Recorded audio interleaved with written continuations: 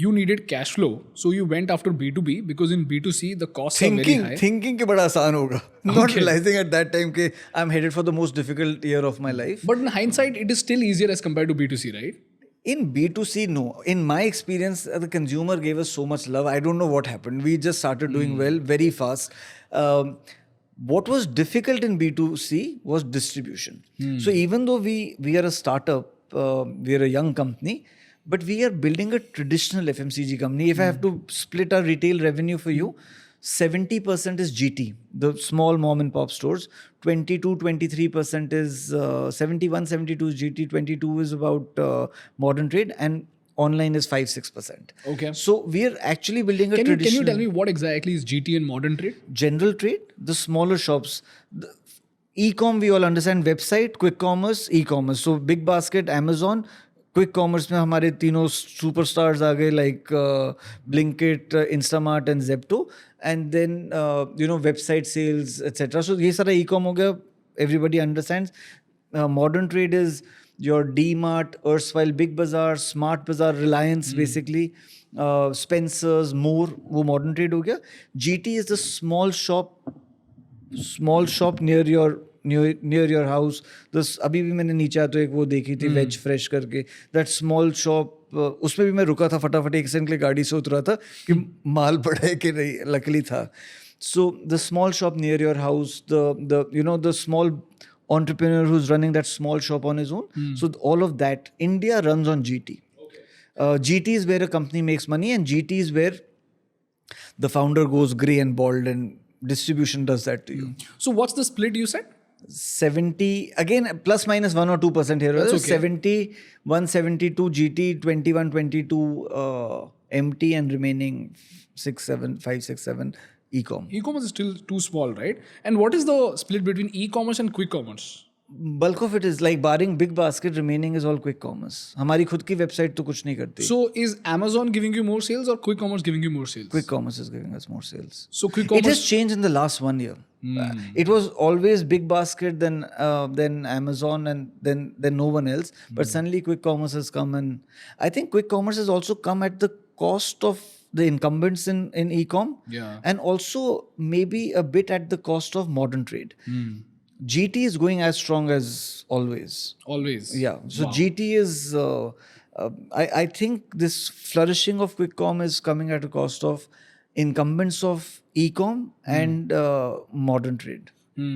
So to summarize this, you had two options. One is B2B and B2C. You chose B2B because you thought B2C is difficult and B2B is comparatively easy. It is false. B2B... No. I was just saying that in jest. What you said was absolutely right. Okay. Yeah. B2B is easier than B2C. Okay. B2B was much easier because in B2C you've got many complexities. So you started with B2B with a very clear vision that only after you touch 100 crores, you will touch B2C. Yeah. But meanwhile, you kept on experimenting to make sure that Getting the product, getting the packaging. Getting the product, packaging. And thinking of a strategy on how to launch in retail. How to launch in retail. Okay. Did you also study distribution back then, or was it just product focused? No. That is when I started thinking on how to distribute and what to do, what not to do rather. Perfect. And then once you entered B2C, this was which year? 2016 and a half maybe. Okay. You saw this, or you at least envisioned this pyramid of sauces where you had ketchup at the bottom, then Chinese sauces which included red, green, soy, followed by mayonnaise, then pasta sauces, and then you had salad dressing. Right. You start with salad dressing so that you can tap into the most affluent audience, and then you can go down. And no, not tap into the most affluent audience, make the most aspirational brand. Okay. Make the most aspirational brand by tapping into salad dressing, and then eventually come down the pyramid to mayonnaise and ketchup. Meanwhile, your B2B business was functioning, which was giving you enough cash flow. But this is hindsight.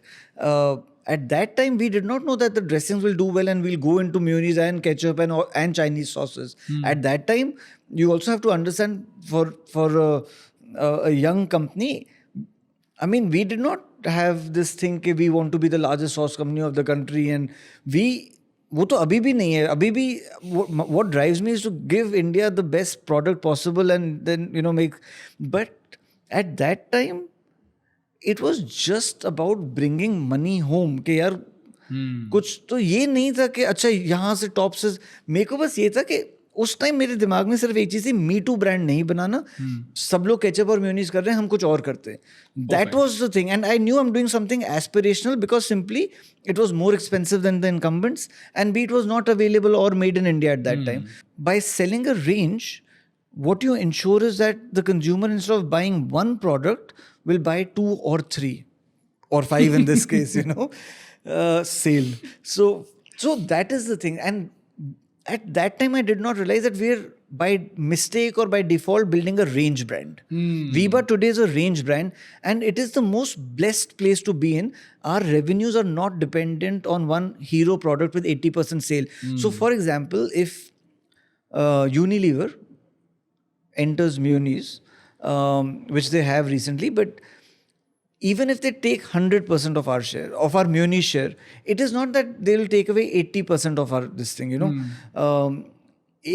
let's be very honest, we'll not give them our 100%, we'll also fight back and try our best to, but so to compete with Veeba, you have to, today we have 90 products on the retail shelf. 90? 90.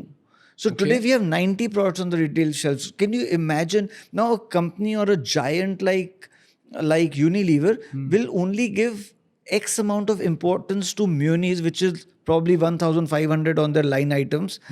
And Veeba will give it X amount of importance because it is one of our top selling SKUs. So it is very difficult for any company or a large company to compete with Veeba because I have two simple philosophies. People will leave Veeba because boredom sets in. But if Veeba keeps giving them excitement, that means every new SKU Veeba keeps giving them, then why will they leave? And second thing is, if we are value for money, so which means, that does not mean, ये जो लोग कहते हैं ना Indian consumer कंजूस है, it is so wrong. Indian consumer is value seeking. So as long as they feel they're getting value for money for what they're paying, they don't have I am yet to come across any, mother, boyfriend, girlfriend, wife who will say, 3 रुपए mayonnaise सस्ती खरीद लेती हूँ अपने बच्चे. ऐसा नहीं होता. People will, if they're getting value for this thing. So now imagine we keep our gross margins low. Okay. For a company of our size, our gross margin is still 40% or so. So which means if we look at it mathematically, again, my consumer is not supposed to see it mathematically, but at 40, if everybody is working on a 10% gross margin, 50% gross margin, we are working at 40% gross margin, obviously means that our product is cheaper than what our quality makes it to be.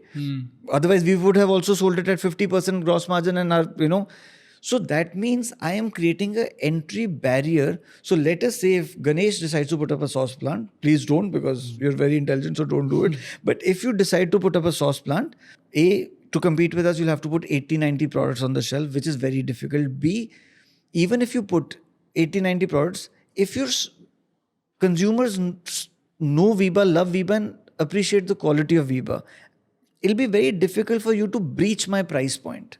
So if you're 20 rupees per SKU more expensive than me, it is possible consumer might try it once, but next time he'll go back to Veeba. So by keeping our gross margin low, we have ensured that our price point is as such that people don't undercut our price point. So imagine a new sauce brand comes in tomorrow. We are selling our mayonnaise for, our entry-level mayonnaise is for 34 rupees.